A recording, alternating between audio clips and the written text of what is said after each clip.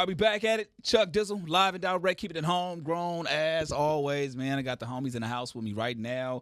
Been seeing the grind, been seeing the growth, been seeing the evolution over the years, man. And I'm not going to call you by the original name like I did the last time we had this conversation over at Rolling Loud. We have Elijah Banx in here. Come on now. We got Twizzy Twitch up in here. Yeah. Illegal business. I definitely want to talk about that angle and that your business mind frame, and we're just gonna have a great conversation as always. For sure. Man. It's a family conversation. Absolutely, right here. Man. It's good to see you guys, man. Just continuously working and making strides, and I feel like I see you guys everywhere, just out and about. I've been hearing that lately from a couple people. Why is that important? I mean, you guys are always boots to ground, but why is that always important to just make sure that you not just shaking hands and kissing babies, just making sure that people are seeing you guys while you making your rounds?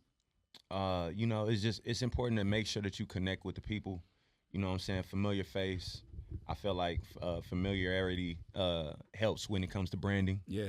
And I've been learning in marketing that marketing is 80% of what people see, not what they hear, not what they're told. So we made a lot of moves that the average person probably wouldn't be able to make just because we've been seen so many times that people started asking and trying to figure out who we actually were. Right. Like, without us having to say anything. Right. It opened up a lot of doors. We opened up a lot of doors. So, and I want to talk about that too, man, because having those conversations, being seen, like you said, opens up a lot of opportunities. And I feel like that's something that people can, especially artists and just anybody, business people, kind of learn from. So I'm going to get your twist on it in a second, man. But let's take it back, man.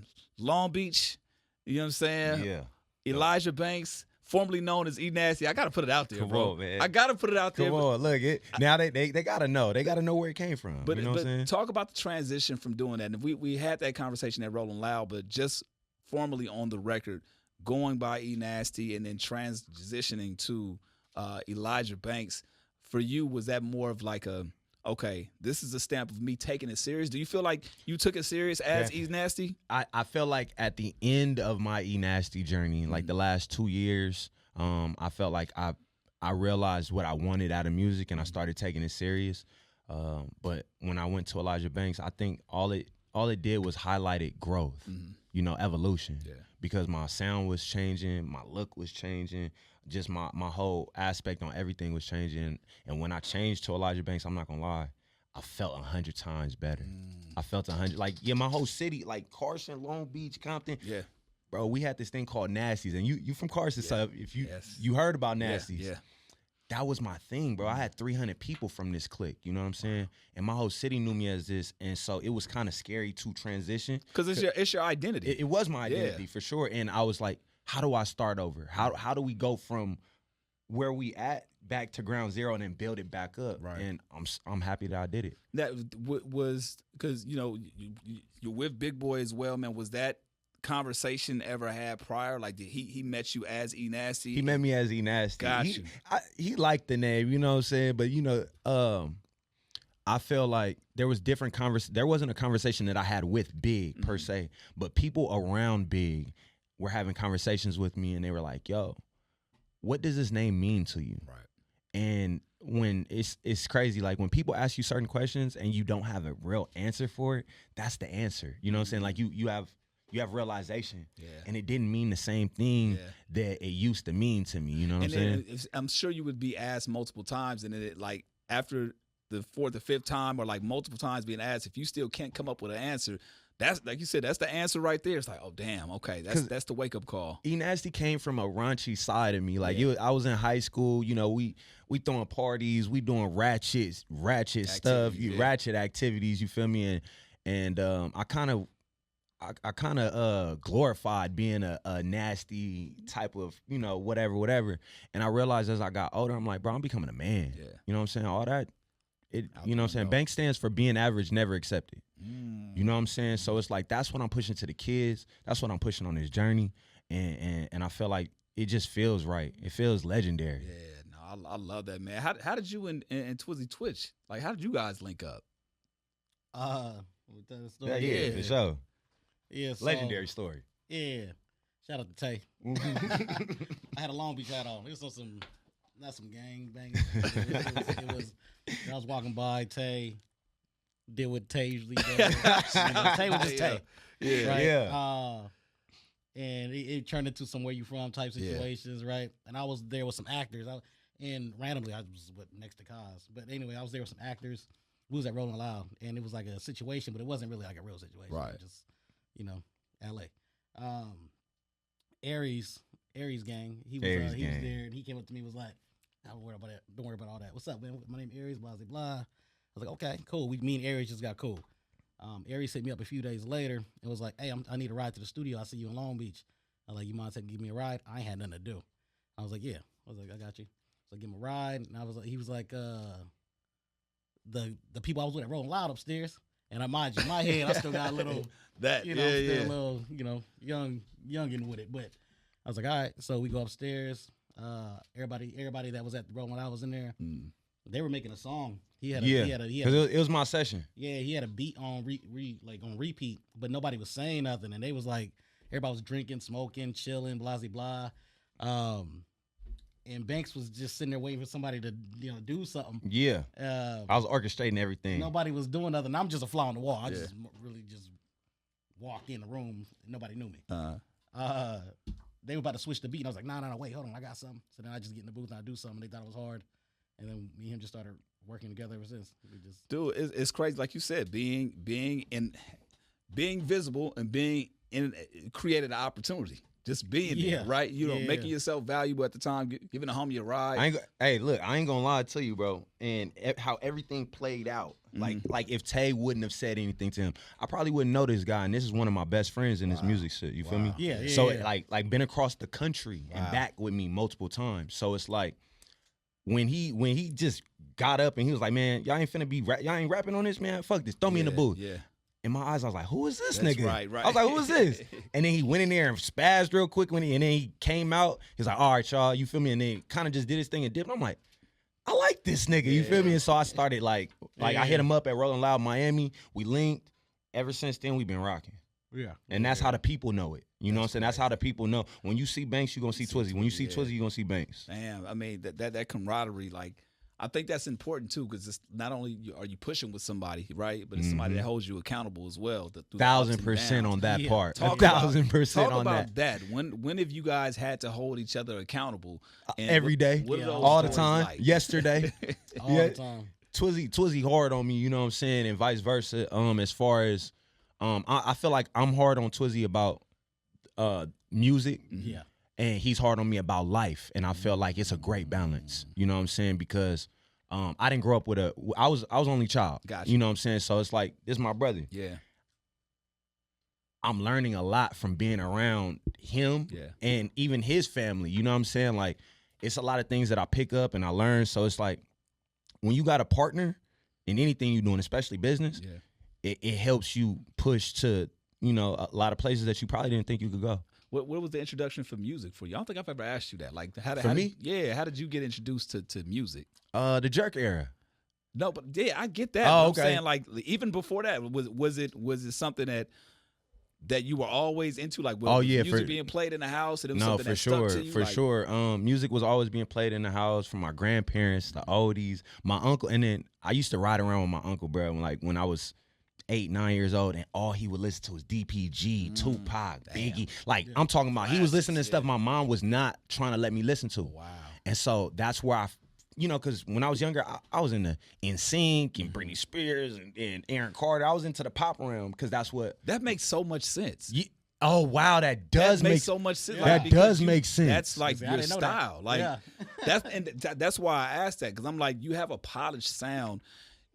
For people that don't know Elijah Banx, man, you sound packaged, right? Mm-hmm. And of course that comes through years of work and experience and things of that nature. But I feel like what a lot of people are trying to achieve, you've kind of already accomplished. You know what I'm saying? In terms of like sonically sonically, for sure. Sonically. It's easy for me too. I actually have, like, you put on a ratchet record, I need this nigga. Right, you know, right. I need him to help me be able to perform on it. You give me a country beat, a rock beat, a pop, R&B, Afro beats. It's like, oh yeah, I swear, let's do it. Elijah will hit me every probably once a month.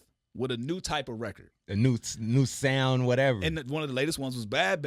Oh, he man. was like, yo. Let me just say this here first. I went to the studio and I recorded this record. I am my worst enemy. I was just like, man, this is a different sound. Even when I hit Chuck, I was like, bro, I don't know how I feel about this. Chuck was like, I don't know why you don't just finish it and put it out. Done with it. Yeah. Chuck, you are the reason why that record came out so fast. That's crazy. I just want to let you know right now. I'm glad, bro, because I feel like you sit on a lot of music. I do. And I'm glad you have Twizzy be on my head too. There, like to probably nudge you as well. Like, hey, bro, what are you doing? Like, release that. Like get on it. You know what I'm saying? He wanted me to release Novocaine 3 years ago. Man, so I mean, I want to get into illegal business, man, because I know you a hell of a businessman. Talk about the brand. And I know I asked you to say Rolling Loud, but again, just for the conversation right now, what is illegal business? Because a lot of people, they'll see it, they'll think one thing, but I know that's a part of the marketing. You want to know how it really started, like how it really came up, like like the original designs for it. A lot of people was wearing a lot of fake designer, right? Like if you look on some of the clothes, it'll say this is a legal designer. Yeah. So a lot of people kept rocking fake designers. So the first shirt I made, I don't know if you remember it. Remember it said this is a legal Dior. Ooh. Oh, I do remember that first one. Yeah, it was the black and white one, right? Yeah. It said this is a legal Dior. So I made like a whole bunch of them. Like this is a legal Prada. This is a legal Balenciaga. Kept running and people liked that. Mm-hmm. But then there was no name for the company or anything. Yeah. So after some brainstorming and life politics, it just started to make sense. Like the term illegal was just fit in a lot of different spaces for us, right? But I didn't want to just call it illegal, so we ended up calling it illegal business. But it's not literally about breaking the law at all, and I think that's what everybody thinks. And I mean, however you want to take it is, that's on you. How you interpret it? Because it's a lifestyle brand, so it fits to whoever's wearing it for whatever purpose they're wearing it. You feel me? It's not about breaking the law. It's literally about doing stuff that other people are scared to do. You know what I'm saying? Yeah. Like taking chances, taking risks, spending that bread to make it back. Wow. Yeah. I don't know how many countless times. I mean, the business itself was a risk. I didn't know this was going to work. Yeah. Put it on. People liked it and it started selling like crazy. It's like I see it. Like nobody even knows I own it half the time. Yeah. I see it in so many music videos now. I've been seeing it. If Chef Boy got it in 3 of his new music videos. The other day. Like it was like a wave that just like hit and everybody just started wanting it. Yeah. A lot of questions got asked, and then we just made the website and it started going crazy. Now I love that because it's like it's one of those things where you don't expect it to work, and it does, and it's like you said, it started off from just a one-off, and then kind of building off of that. Do you feel like people are understanding that that's what the mission is and understand it in that sense, or are you still having that these conversations with I'm people? logical. Like I still have to have this conversation. I'm real. I'm logical. Yeah. I get it. Yeah. Ignorance. Yeah. People love ignorance. Yeah. Facts. You know what I'm saying? That's why we got the these other brands out here with the long titled names doing work, because people love ignorance, and it is what it is. So when people see the clothing line, it's funny because I have two different perspectives. I had the mayor like the brand, and she wanted the mayor. But then wait, the mayor of what? Of Cali. Wait, the mayor of who? Wait, I'm not of L.A. LA, yeah. Karen Bass? So yeah. She we was at Marathon. I was just about to say at the Marathon store. She saw, I was like, I want some. Yeah, bro. No, bro, for real. But this is where the concept comes. This is why I started realizing like how people are looking at it. There's a legal business in politics. There's a legal business. Come on, our whole country was built off of a legal business. In politics. In the hood, you go to the hood, you might see a legal business on the street corners. That is, you feel me? It's layers to it, bro. If we talking to a hacker, you might see a legal business in the computer space. There's so many different types of people that are taking it their own ways, and then I got this is a legal designer slogan going forth, and people are just running with that. So there's just like a whole community of people that do nothing illegal. They're just sneakerheads that like street brands. And it's just taking a life of its own, bro. Yeah. It's cool. I'm watching it grow. I'm watching it grow. I spoke to a few people at Marathon about it, and they love the brand. So it was like, we got to as a community, we got to see them build something from nothing. For sure. So if they're on multiple occasions, if they're seeing this, and they see something like potential out of it, it kind of gives us like motivation to keep going. I don't know. It's cool. Talk about the brand versus the artist, right? So the artist side, you know, you're working and doing your thing, but also the brand side is taking off and having a life of its own. And that wasn't a thing that you kind of like set off to do. Nah. So, and I'm sure you're learning by day. You know what I'm saying? You learning by the day on this thing. So how do you navigate that process? You know, where you have, that's a great question. You have the music that you love, and I'm sure that's what you want more attention on as well. Or you I don't know. You can tell me how you feel about it. But the brand is getting more attention than the artist, right? Yeah. How do you deal with that? Is that like, oh yeah, this is the way I like it? Man, I would want to kind of carry out into the music a little bit more, or how do you feel about it? I think it goes hand in hand. When the brand blows up, we blowing up because we're seen with it, right? Yeah. When the music blows up, they're seeing the brand more. I don't know, it goes hand in hand. They both have helped each other. Yeah.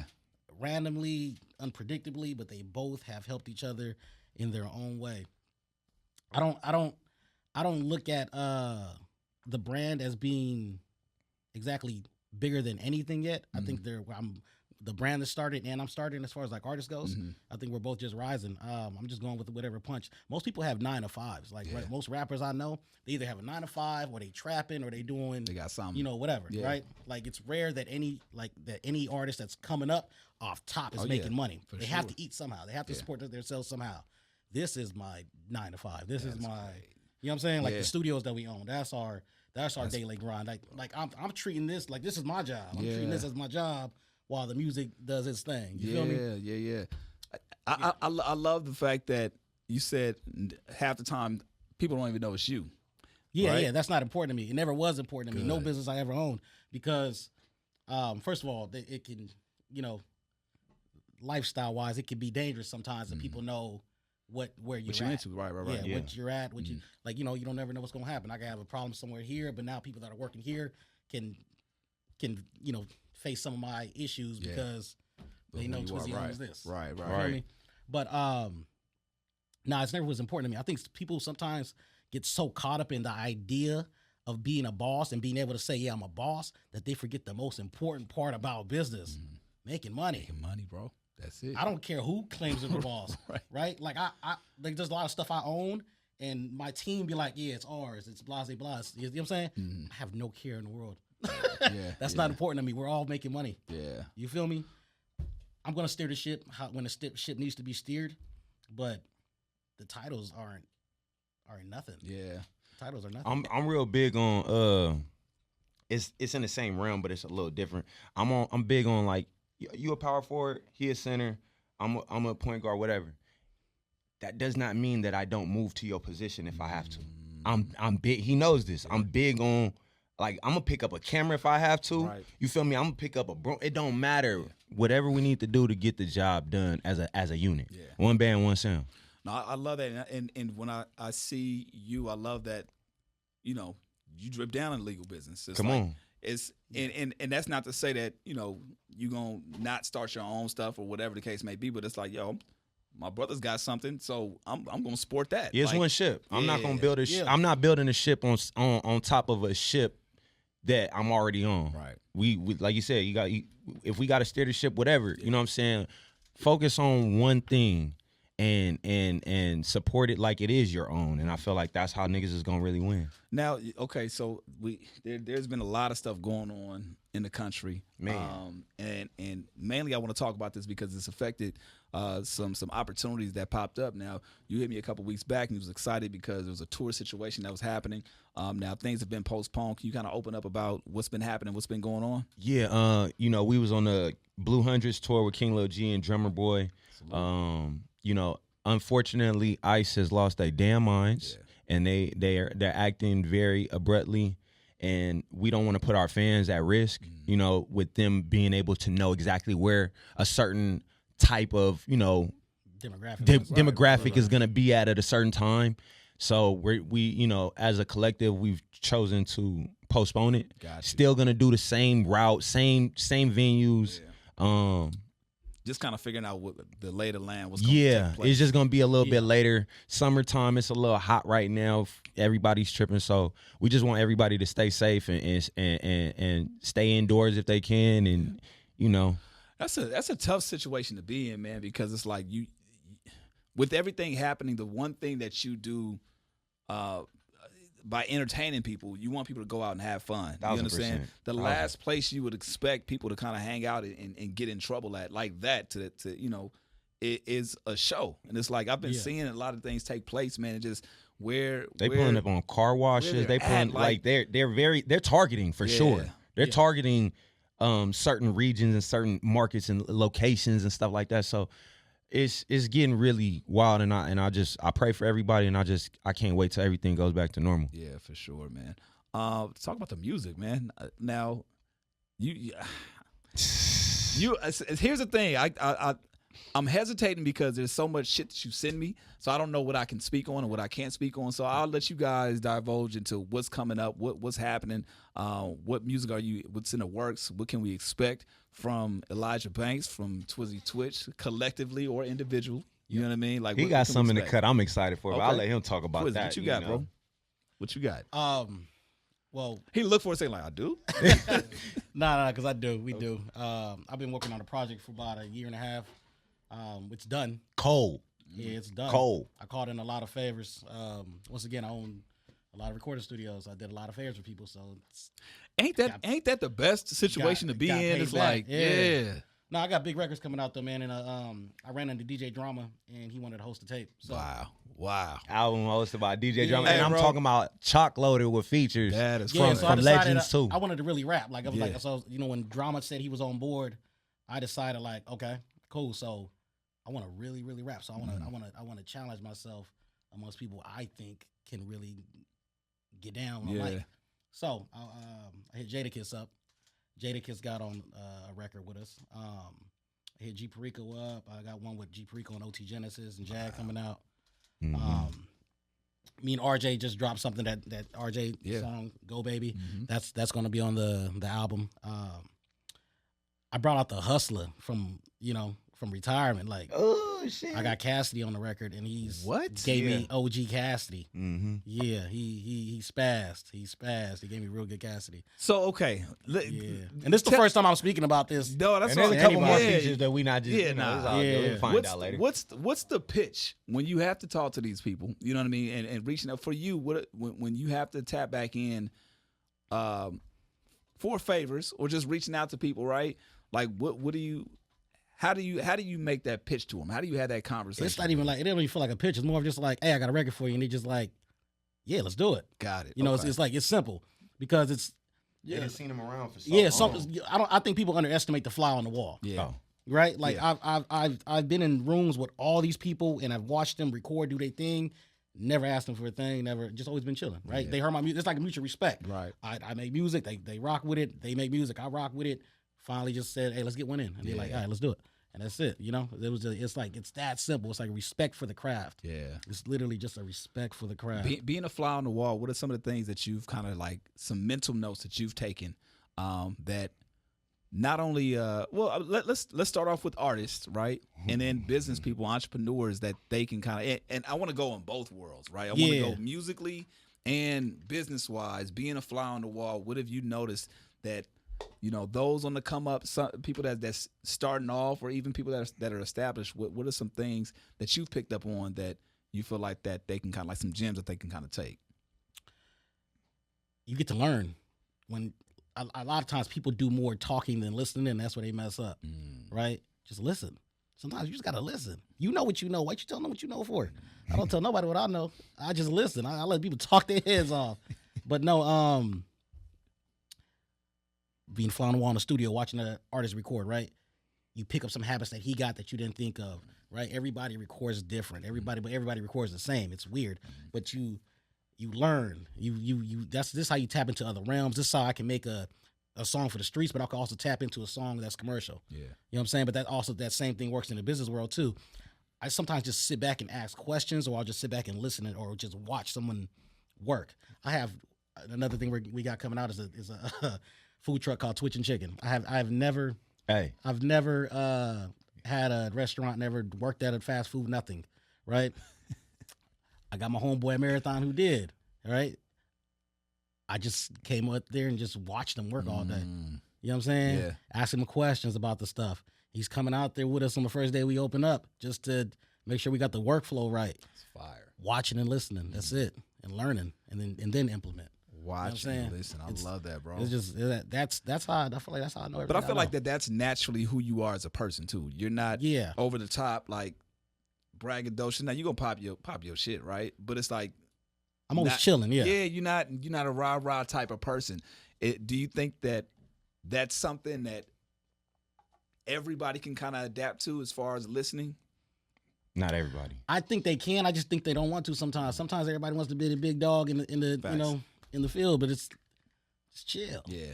I think people have a hard time not being the center of attention, especially artists, because this is what we're supposed to do. Ego driven. We're supposed to be the center of attention. Right. Everybody's supposed to look at me. Yeah. You know, I wasn't always the most legit person. I'm legit now, but I wasn't always the most legit person. I wasn't nobody looking at me. Yeah. Oh, that's the opposite. Please don't look this way. Right. So it's like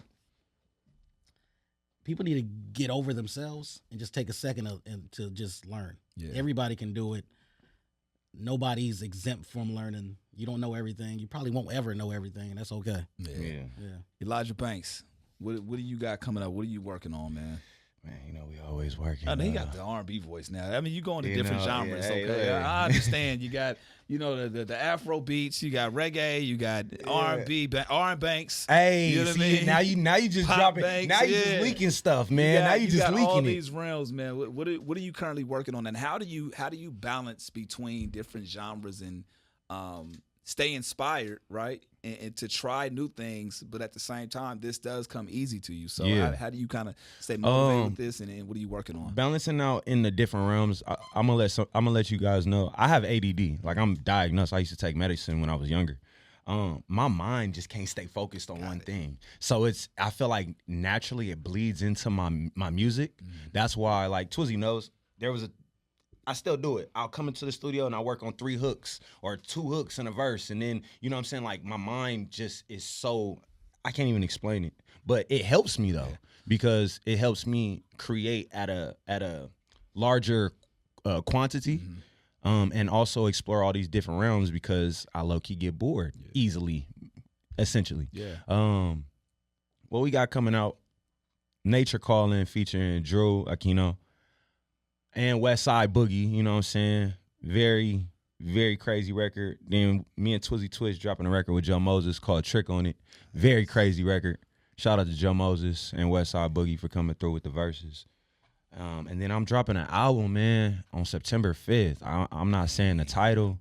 I'm not it's almost been a year, right? It's the anniversary of when I dropped Shoulda Known Part 2. Got it. You know what I'm saying? I'm dropping it on the same day. So, new year, more growth, different sound.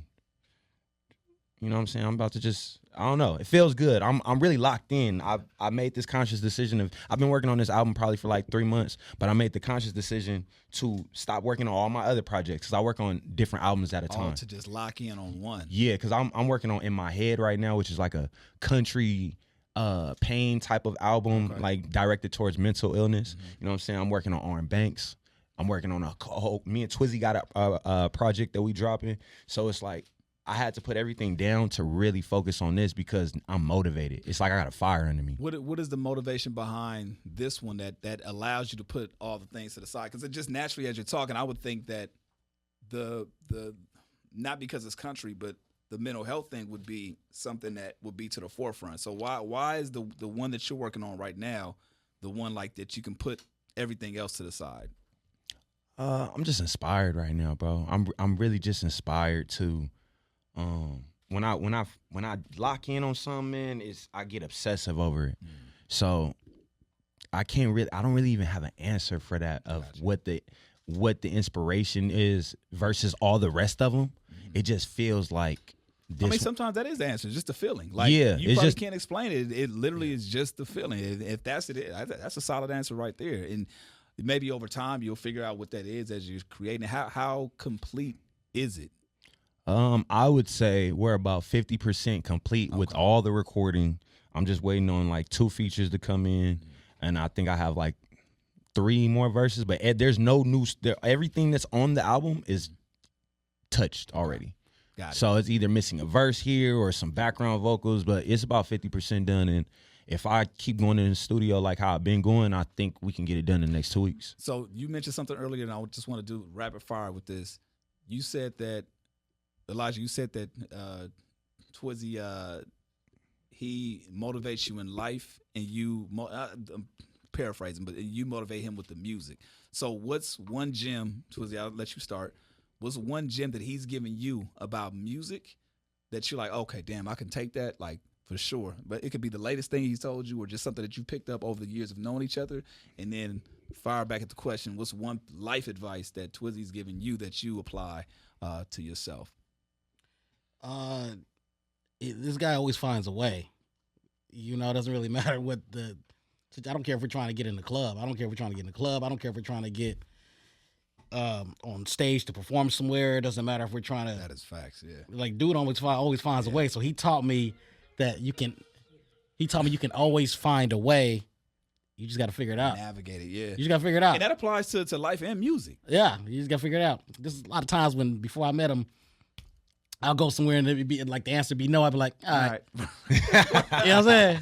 Hey. But then full with him, dude, he'd be like, all right, okay, but what if? For real. Did you talk to that person? Yeah. What about them? Did you try the back door? No, Yeah. Hey, Twizzy, if only you knew about that back door. Yeah. Hey, You bro, know? I feel like me and you are on the same. Like I'm quitting. It's not even a giving up thing, but it's just like, all right, well, fuck it, it ain't meant to be. Whatever. I ain't tripping. You know what I mean? So for you, Elijah, what's one thing that you've learned from Twizzy Twitch over the years? It's two things I want to talk about. For one, stop being so emotional. And when I say that, he didn't say it just like that, but it's like you gotta stop using your emotions on such a frequent basis. You know what I'm saying? As far as when things go wrong or when you feeling some type of way, you just gotta get shit done. You know what I'm saying? At the end of the day, we already knew what we signed up for.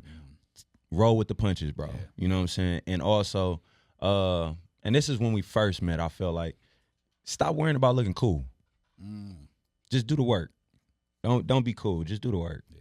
Yeah. I love that. I love that.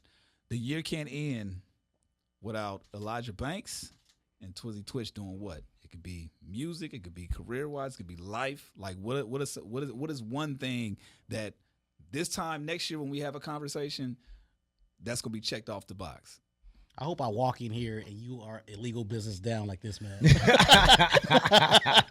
make that shit happen before the day's up. You know what I mean? It's easy. You know what I'm saying? And I love that. And I hope somebody walks in here and be like, well, he got about $2,000 worth of clothes on. Right. Because that's how expensive it is now, you know? For sure. Honestly, bro, I just want to spread love. And what I want to check off my checklist is to become better than I was today. You know what I'm saying? As long as I'm better than I was last year, I think we're on the right I'm not path. gonna let you get away with that answer. You Come know that, on, right? man. I'm just saying, we Better just at got to what? be better. Better at what? Give me one thing that you need to be better at. Working out? Definitely that. Okay. On my soul, definitely. How many that. push-ups can you do? Come on, let's not do that. No, I'm just going. I'm asking you. 50. 50. Okay, 50. so I'm gonna hold you accountable. So Yeah, 50. We're gonna double up by the 100? next time. 100? 100. Why not? You want to be better, right? Yeah, I'm with that. Cool. Dang, I was talking musically, but damn. Yeah, that's what I said. Music, life. So Yeah, we're definitely gonna music. get you on camera doing 50 push-ups, and then we're gonna double back and make sure you do 100 at some point before the year ends. Hey, I'm gonna call him to my Like, whoa! I gotta call into my AI partner real quick. We can AI this video. You feel me? Oh man, Elijah Banx, Twizzy Twitch, man, always great seeing you guys. Always great having Nah, I appreciate conversations, you, bro. man. And I look forward to the progress and the growth and the illegal business. You know what I'm saying? We gotta keep it homegrown around here. Absolutely, You know? man. Chuck Dizzle, live and direct. Keep it at homegrown. We'll catch y'all next time. Yes, sir.